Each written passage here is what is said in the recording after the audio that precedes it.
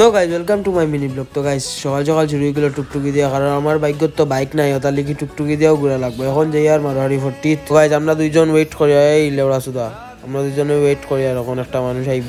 ও দেখো কালু ভাই, এ নবাবর সেট, এ তুদির ভাই। তো গাইজ বর্তমানে যাই হানিফ ভাই ইনু না গেলে আমরা ঘুম হয় না, চলো।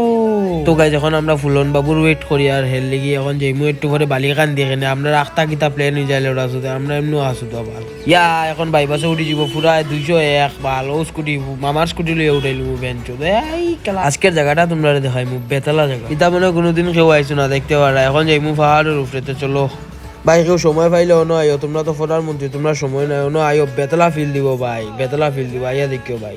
এই যাইতে যাইতে বাঘ দেখে লিয়েছি, ওটার লেগে সব ঘুরি যাই না ভাই, ডং করি আর লোড়া। তো গাই ও ভিডিওটার ফিল লো তোমরা, এখন আর কিছু কইয়ার না।